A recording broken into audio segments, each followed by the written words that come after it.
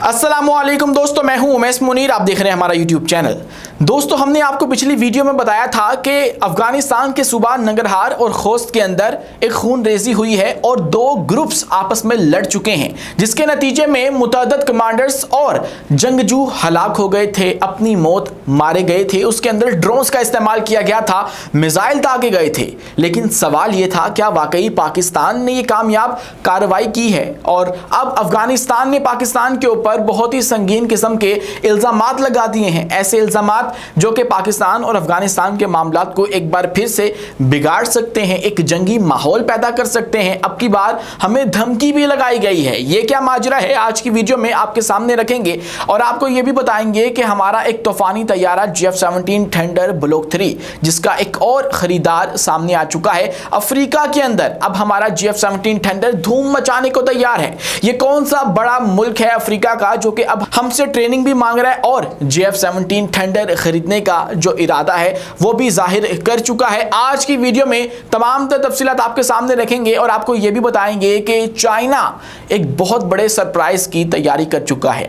दुनिया के तमाम तर वो ममालिक जो कि अमेरिका को खटकते हैं, उनकी नजरों में खटकते हैं, उनको अच्छे नहीं लगते हैं, अमेरिका के साथ लड़ चुके हैं, अमेरिका की पाबंदियों का सामना कर रहे हैं। चाइना उनको एक प्लेटफॉर्म के ऊपर लेकर आ रहे हैं और वो प्लेटफॉर्म होने वाला है उनकी वन डे परेड। दोस्तों, एक ऐसी परेड जिसके अंदर 10,000 फौजी एहलकारों को तैयार कर लिया गया है, चंद ऐसे जंगी जहाजों को तैयार कर लिया गया है जो कि जनूबी एशिया या फिर दुनिया के अंदर किसी ने भी पहले नहीं देख रखे हैं। अब उनके जरिए भी इस परेड के अंदर फौजी ताकत का मुजाहिरा किया जाना मकसूद है और मकसद यही है कि मगरबी दुनिया को पैगाम दिया जाए, जिसके लिए उन्होंने रूसी सदर व्लादिमीर पुतिन को भी बुला लिया है, किम जोंग उन को भी बुला लिया है और ईरान के सदर मसूद पेज़ेश्कियान को भी बुला लिया है। वो तमाम तर ममालिक जो कि अमेरिका के साथ किसी ना किसी सूरत में लड़ रहे हैं, ख्वाह वो उनकी पाबंदियों का सामना कर रहे हैं या फिर उनके साथ बराह रास्त जंग के अंदर हैं, उनको भी मदऊ कर लिया गया है और मकसद पैगाम देना है, मगरिब को पैगाम देना है कि हम लोग यहाँ पे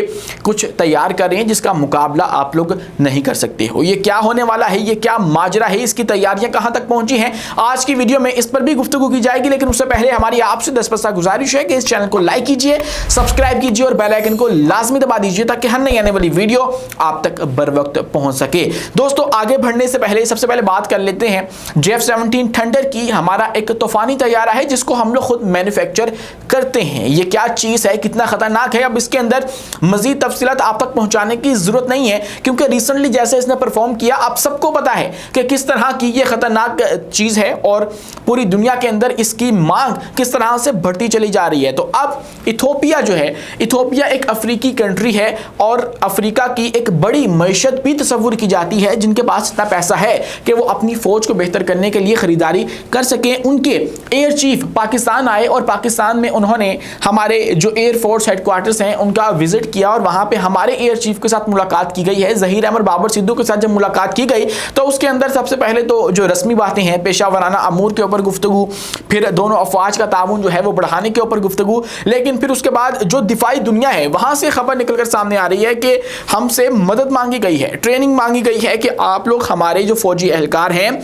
या हमारे जो एयरफोर्स के लोग हैं उनको ट्रेन करो और उसके बाद हमें जो है वो मजीद मजबूत होने में मदद फराहम करो। और GF-17 थंडर की तरफ इशारा किया जा रहा है कि हमसे मांग लिया गया है। अब अफ्रीका के अंदर भी हमारा GF-17 थंडर जो है वो उड़ता हुआ दिखाई देगा। इससे पहले भी 2-3 कंट्रीज हैं जिनके अंदर नाइजीरिया का नाम आ जाता है, इजिप्ट जो कि हमसे खरीदने का इरादा रखता है, इजराइल के बिल्कुल साथ है, फिरौनों का मुल्क है। हमने आपको पहले बताया था एक वीडियो के अंदर कि वो किस तरह से हमसे GF-17 थंडर खरीदने का जो इरादा है वो रखते हैं और पाकिस्तान भी उनको ऑफर करवा चुका है। लेकिन अब की बात इथोपिया है। इथोपिया के पास जो मौजूदा तैयारे हैं वो सुखोई 30 है, सुखोई 27 है और वो तैयारे जो कि रशिया के पुराने तैयारे तस्वुर किए जाते हैं और उनके जो पुर्जे हैं वो भी रशिया वक्त पर इनको नहीं पहुंचाता है, तो उनको मजीद बेहतरी की जरूरत है और उसके लिए GF-17 थंडर जो है वो एक बेहतरीन ऑप्शन है। तो ये तस्वुर किया जा रहा है कि उनके एहलकारों को तरबियत भी दी जाएगी और उसके साथ साथ उनको हो सकता है कि GF-17 थंडर की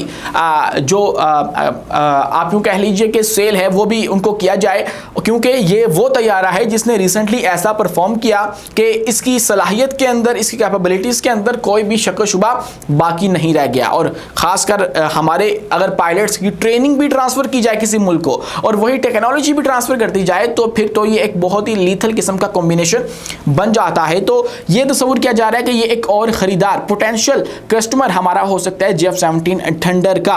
दोस्तों इसी के साथ हमने आपको रिसेंट वीडियो में बताया था कि अफगानिस्तान से ये खबर सामने आ रही है कि उनके सूबा नंगरहार और खोस्त के अंदर एक खूनरेजी हुई है, एक झड़प हुई है और कुछ सोर्सेज ये कह रहे थे कि ये आपस में ही दो ग्रुप्स लड़ पड़े हैं और तहरीक तालिबान पाकिस्तान की बात की जा रही थी और गुल बहादुर ग्रुप की बात की जा रही थी कि इन दोनों की आपस में लड़ाई हुई है। एक दूसरे पे इल्ज़ाम इन्होंने ये लगाया कि आप लोगों ने हमारी जो लोकेशंस हैं उनके ऊपर कॉम्प्रोमाइज़ किया, हमें एक्सपोज किया पाक आर्मी के सामने और उन्होंने फिर हमारे हाइडआउट्स के ऊपर निशाना बनाया। और नूर वली ग्रुप जो है उसने ये गुल बहादुर ग्रुप के ऊपर ये इल्ज़ाम लगाया था कि आप लोगों ने हमें ये तमाम तर जो ऑपरेशन हुआ उसके अंदर फंसाया है और आप लोगों ने हमारा नुकसान पहुँचाया है। लेकिन फिर एक तबका जो है वो ये भी दावा कर रहा था कि ये पाक फौज का एक कामयाब ऑपरेशन है जो कि इनके हाई वैल्यू टारगेट्स के ऊपर किया गया है, जिसके अंदर ड्रोन्स का इस्तेमाल किया गया और उसके अलावा मिसाइल भी चला दिए गए हैं। तो ये बहुत ही ज़्यादा संगीन खिलाफ वर्जी होती है कि आप जाके किसी भी दूसरे के बॉर्डर के ऊपर या उसको वायलेट करते हुए आगे जाके अटैक करें। तो ऐसे में फिर जो मामलात हैं वो ख़राब हो जाया करते हैं, जंग की सूरत भी इख्तियार कर लेते हैं। तो हमारी जो पाक अफवाज हैं या इस्लामाबाद है या दफ्तर खारजा है उसकी जानिब से तो कोई भी बयान सामने नहीं आया, ना हमने इसकी तस्दीक की ना ही तरदीद की। हाँ, ये बात अपनी जगह ठीक है कि हम लोग माजी में अफगानिस्तान को या काबुल को बारहा दफ़ा इस बात से आगाह कर चुके हैं, खबरदार कर चुके हैं कि अपनी सरजमी को इन लोगों के हाथों इस्तेमाल ना होने दो और हमारे जो मासूमीन हैं उनको शहीद होने से बचाओ, हमारी मदद करो। और उसके लिए हमने इनके साथ हर तरह से कोऑपरेट किया। और उसके बाद जब हमारा सब्र का पैमाना लबरेज हुआ तो फिर हमने अटैक किया जब रिसेंटली, तो फिर हमने बताया जब हमने आपके अंदर स्ट्राइक्स की थी कि हमने यहाँ पे स्ट्राइक्स किए हैं। लेकिन उसके बाद भी हमने यही कहा कि हमारा मसला तालिबान हुकूमत से नहीं है, हमारा मसला उन खारजियों से है जो कि यहाँ पे कार्रवाइयाँ करने के बाद आपकी सरजमी का इस्तेमाल करते हैं। तो अब की बात जो है ये लगता यह है कि आपस में लड़े हैं, लेकिन जो अफगानिस्तान है उसकी जानिब से बड़ा ही गैर जिम्मेदाराना जो बयान है वो दिया गया और उसके अंदर वो एक्यूज ये कर रहे हैं कि पाकिस्तान ने ये गैर जिम्मेदाराना जो काम है वो किया है। और हमारे जो सफ़ीर हैं अब्दुल रहमान, उनके साथ एहतजाज भी किया गया है, उनको एक एहतजाजी मरासला भी थमा दिया गया है और कहा गया है कि इसके संगीन नताइज होंगे। मतलब कि धमकी दी जा रही है कि जो हमने किया है उसके संगीन नताइज होंगे, बगैर किसी सबूत के कि ये हमने किया भी है या नहीं किया। महज कुछ ज़राए या सोर्सेज जो है वो ये कह रहे हैं कि पाकिस्तान की जानिब से किया गया है। तो इन्होंने हमारे ऊपर ये इल्ज़ाम लगा दिया जो कि ये बहुत ही गंदे कॉन्सिक्वेंसेस इसके हो सकते हैं। इनके ताल्लुकात जो बहाल होते हुए नज़र आ रहे थे वो ख़राब हो सकते हैं और इसका नुकसान फिर उनको भी होगा और हमें भी होगा ऑब्वियसली, क्योंकि बॉर्डर शेयर करते हैं और वहाँ से रोज़ाना बहुत ही बड़े पैमाने पर तजारत की जाती है। दोनों जानब से जो ताजर हैं वो आपस में कोऑपरेट कर रहे होते हैं, तो फिर ये मामलात दोनों जानब से जो है वो ख़राब हो जाएंगे। और इस पे बेहतर ये था कि अफ़गानिस्तान की हुकूमत, हमारी जो हुकूमत है उसके साथ रब्ता करती है और पूछती कि वाकई ऐसा मुमकिन हुआ है, क्या ऐसा ही हुआ है जैसा ये बताया जा रहा है। अगर नहीं है तो फिर जो है वो ऐसा बयान देने की कोई ज़रूरत नहीं थी, अगर था तो फिर आप लोग जो भी अपना एहतजाज है या मजम्मत है वो कर लेते। लेकिन ये बिल्कुल गैर जिम्मेदाराना जो बयान है वो अफगानिस्तान के दफ्तर खारजा की जानिब से सामने आ चुका है। दोस्तों अब अगर बात की जाए एक बहुत बड़े इवेंट की जो कि अगले महीने के बिल्कुल आगाज में आ रहा है, हम आपको 12 दफ़ा रिपोर्ट कर रहे हैं कि 3 सितंबर तारीख याद रखिएगा, 10,000 फौजी एहलकार तैयार हो चुके हैं एक बहुत बड़ी मैसिव परेड के लिए, एक अजीम परेड के लिए जिसको योम फतह का नाम दिया गया है। और योम फतह के ऊपर बहुत से ऐसे हथियार भी दुनिया के सामने रखने के लिए चाइना तैयार हो चुका है जो कि दुनिया ने पहले नहीं देखी थी। उनके अंदर जो है वो कई डिफेंस सिस्टम भी हैं, कई मिसाइल भी ऐसे हैं और उसके अलावा कई जंगी तैयारे भी ऐसे हैं जो कि चाइना ने तैयार तो कर लिए हैं, लेकिन वो उनकी फ़ज़ा के अंदर मिस्टीरियसली उड़ते हुए नज़र आते हैं।